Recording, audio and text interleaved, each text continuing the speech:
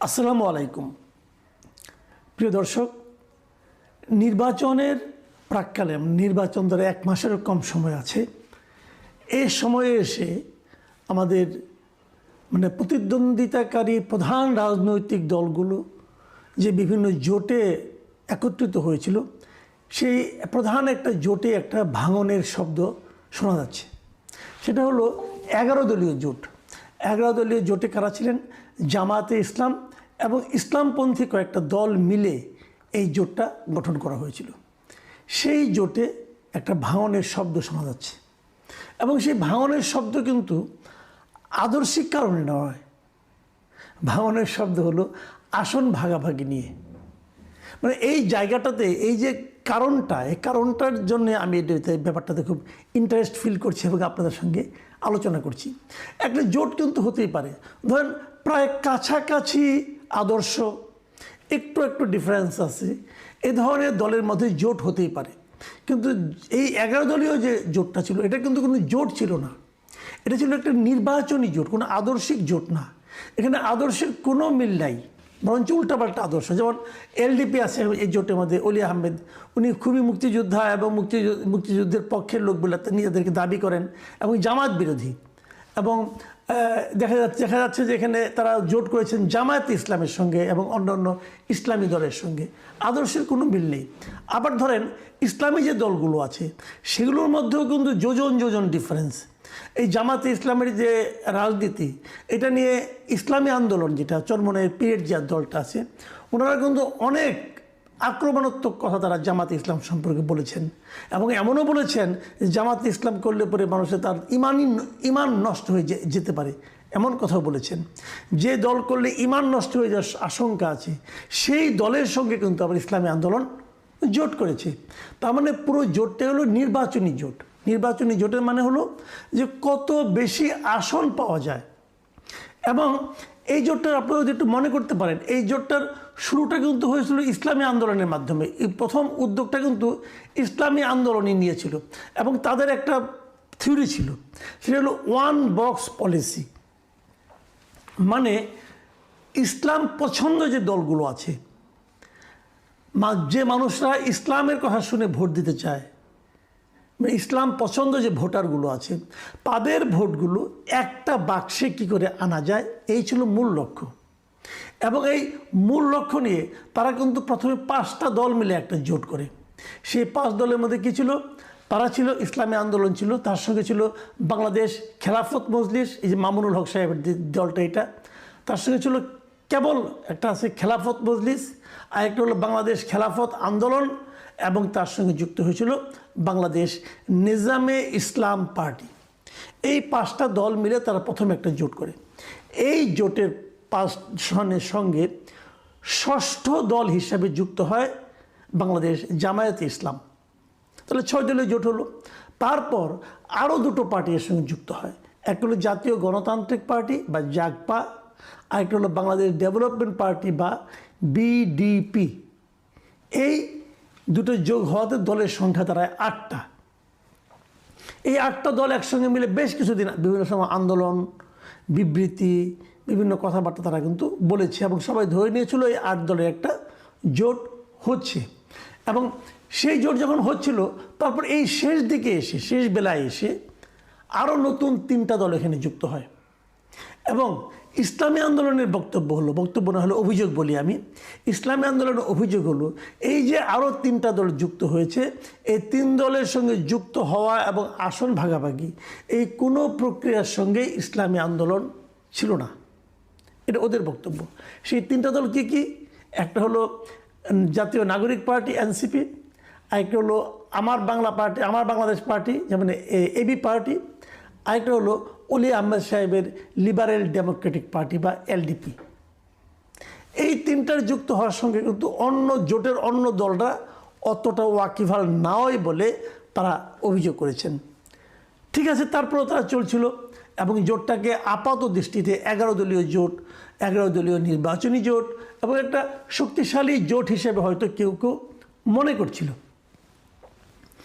আজকে কথা ছিল যে এই জোটের কে কত আসন নিতে যাচ্ছে, কে কত আসন পেতে যাচ্ছে, কোন কোন আসন কে পেতে যাচ্ছে, এই সমস্ত বিষয়ে আজকে একটা প্রেস কনফারেন্সের মাধ্যমে বিষয়টা জানানোর কথা। এবং সেই প্রেস কনফারেন্সের দাওয়াতপত্র আজকে সকালে বিভিন্ন জায়গায় জামাতে ইসলামের পক্ষ থেকে পাঠানো হয়েছে মিডিয়াতে। আবার 2:30টার দিকে পরবর্তী সময়ে এই জামাতে ইসলাম আরেকটা বিজ্ঞপ্তি দিয়ে জানিয়েছে যে তাদের সেই যে 4টার দিকে যে প্রেস কনফারেন্সটা হওয়ার কথা ছিল, সেই প্রেস কনফারেন্সটা আপাতত স্থগিত করা হয়েছে।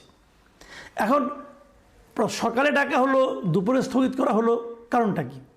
কারণটা হলো নেগোসিয়েশন হয়নি, সিদ্ধান্ত এখনও হয়নি যে কে কতটা আসনে নির্বাচন করবেন। এই সিদ্ধান্ত তারা এখনও নিতে পারেনি।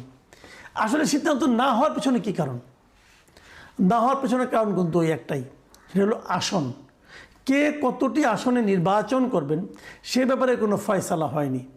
যেমন ইসলামী আন্দোলন প্রথমে চেয়েছিল 100 আসনে তারা নির্বাচন করবে, পরে তারা বলেছে ঠিক আছে 50টায় রাজি, কিন্তু জামাতে ইসলাম তাদেরকে 40টার বেশি আসন দিতে রাজি নয়। এটা একটা ব্যাপার। আবার ধরেন ওইদিকে যে বাংলাদেশ খেলাফত মজলিস মামুনুল হক সাহেবদেরটা, তারা চেয়েছিল 25 থেকে 30টা, তাদেরকে 20টায় বেশি দিতে রাজি না। আবার এদিকে এনসিপিকে তারা 30টা দিবে বলে বলা হচ্ছে। তো এই সব মিলিয়ে আলাপ আলোচনার মাধ্যমে মানে সিদ্ধান্ত আসা যাচ্ছে না কে কতগুলি আসন পাবে। তবে এক্ষেত্রে সবচেয়ে কঠিন ভূমিকায় আছেন যে বাংলাদেশ খেলাফত মজলিস এবং ইসলামী আন্দোলন বলেছে তারা 50টার কম হলে তারা যাবে না। এখন এই যে নেগোসিয়েশনটা, ছাড়টা কোথায়? ছাড়টা হলো আসনে। এই আসনের এই ছাড় দেওয়া না দেওয়া নিয়ে সবাই এতটাই রিজিড, মানে যার যার অবস্থানে তারা এতটাই শক্ত অবস্থানে আছে যে শেষ পর্যন্ত আজকের যে প্রেস কনফারেন্সের মাধ্যমে ঘোষণা দেওয়ার যে ব্যাপারটা ছিল সেটাই তারা স্থগিত করতে বাধ্য হয়েছে। কবে হবে সেটা এখনও বলেনি, হয়তো 2-1 দিনের মধ্যে হবে। তার মানে বিষয়টা দাঁড়াচ্ছে আগামী 2-1 দিনের মধ্যে তারা আরও আলোচনায় বসবে, আরও নেগোসিয়েশন করবে, তারপরে তারা একটা সিদ্ধান্ততে পৌঁছবে। হয়তো জোট থাকলে কে কতটা পাবে সেটা জানাবে, অথবা জোট থাকবে না, কে বেরিয়ে যাবে, যার মতো ব্যাপার। এখন এই বিষয়টা নিয়ে একটু কথা বলতে চাই, এই জোট বিষয়টা নিয়ে, যে এই ধরনের জোট আসলে জাতির জন্য কি উপকার নিয়ে আসে, এই কথাটা একবার ভাবেন আপনারা। তাদের মধ্যে আদর্শের কোনো মিল নাই, কিন্তু কেবল আসন, মানে ওই যে 1 বক্স যে পলিসিটা, যে একটা বক্সের মধ্যে ইসলামকে যারা পছন্দ করে অথবা ইসলামী নামধারী দলকে যারা ভোট দিতে চায় তারা যেন একটা বক্সে থাকে। ধরেন একটা এলাকায় নির্বাচন হবে, সেখানে ইসলামী আন্দোলন আছে, অথবা খেলাফত মজলিস আছে, অথবা বাংলাদেশ খেলাফত মজলিস আছে, এবং সেই সঙ্গে ধরা যাক আপনার জামাতে ইসলামী আছে, নিজামী ইসলাম পার্টি আছে। এরা সব তো আপনার হলো গিয়ে ইসলাম নামধারী দল, মানে এরা সবাই নিজেদের মতো করে বলতে চায় যে আমাদের দলকে ভোট দিলে আমরা ইসলাম কায়েম করব। তাহলে যে সমস্ত সাধারণ মানুষ বুঝে হোক না বুঝে হোক ইসলামী দলকে ভোট দিতে চায়, তাদের ভোটটা কিন্তু এরকম 4-5 ভাগ হয়ে যাচ্ছে। এই জিনিসটাকে এড়ানোর জন্যই কিন্তু ইসলামী আন্দোলনের পক্ষ থেকে প্রস্তাবটা ছিল যে 1 বক্স পলিসি, মানে ইসলামকে যারা পছন্দ করেন তারা সবাই একটা বক্সের মধ্যে ভোট দিবেন, যাতে নাকি তাদের মানে আপনার প্রার্থী সংখ্যার মানে আপনি নির্বাচিত হওয়ার সম্ভাবনা বেড়ে যায়। পলিসি নির্বাচনের বিচারে খুব ভালো, কিন্তু রাজনীতির বিচারে কি ভালো? দেখুন, ইসলাম তো একটা, জিনিসটা খেয়াল করুন, ইসলাম তো একটা। হযরত মুহাম্মদ সাল্লাল্লাহু আলাইহি ওয়াসাল্লাম যে ইসলাম করেছেন সেই ইসলামের তো উনি কোনো শাখা প্রশাখা বানান নাই, উনি একটা ইসলাম বানিয়েছেন। সারা দুনিয়ার জন্য একটা ধর্মগ্রন্থ কোরআন আছেন। তো একটা কোরআন যেখানে আছে, এই কোরআনের অনুসারী তো একটাই হওয়া উচিত ছিল, এতগুলি কেন? তার মানে এই কোরআনের বিভিন্ন ঘটনা প্রবাহে বিভিন্ন আয়াতের ব্যাখ্যা এবং কোরআন ভিত্তিক জীবনযাপনের জন্য যে ব্যাখ্যা আছে, সে ব্যাখ্যায় কিন্তু ভিন্নতা আছে। ব্যাখ্যায় যদি ভিন্নতা থাকে, ভিন্ন ভিন্ন ব্যাখ্যার সবগুলো যা সঠিক হবে না। যদি সবগুলি সঠিক না হয়, হয়তো একটা সঠিক হবে, বাকিগুলো ভুল হবে। এখন কোনটা ভুল কোনটা সঠিক এটা আমি আপনি সাধারণ মানুষ আমরা কেমনে বুঝবো? ওনারা বুঝেন, এবং ওনারা এতটাই বুঝেন যে নিজেরটা ছাড়া বাকিগুলিকে মোটামুটি বলেন যে ওখানে গেলে ইমানই নষ্ট হয়ে যাবে, তারা এমন কথাও বলেন। তাহলে আমরা কোন দিকে যাব? এখন তারাও কিন্তু মিলতে পারছে না।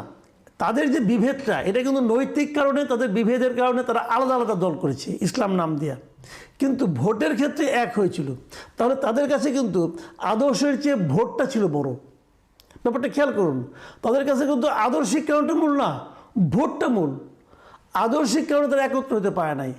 আদর্শিক বিরোধ থাকলে সেটা আলোচনা হতে পারতো, ওই আলোচনা তারা কখনোই করে না। তারা চিন্তা করে ভোট। তাহলে যারা ভোটের কথা চিন্তা করে ইসলামী আদর্শের বিপরীতে, তাদের উপর আপনারা কতটুকু ভরসা রাখবেন এটা আপনাদের ব্যাপার, আমার কোনো বক্তব্য নাই এখানে। কিন্তু আমার প্রশ্নটা অন্য জায়গায়।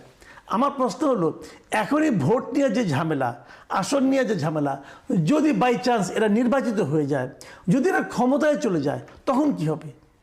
তখন তো আবার মারামারি বাঁধবে, না আমি ক্ষমতায় যাব, আমি ক্ষমতায় এই ইসলাম প্রয়োগ করব। জামাত বলবে আমরা ক্ষমতায় এসেছি, আমরা এই ইসলামটা কায়েম করব।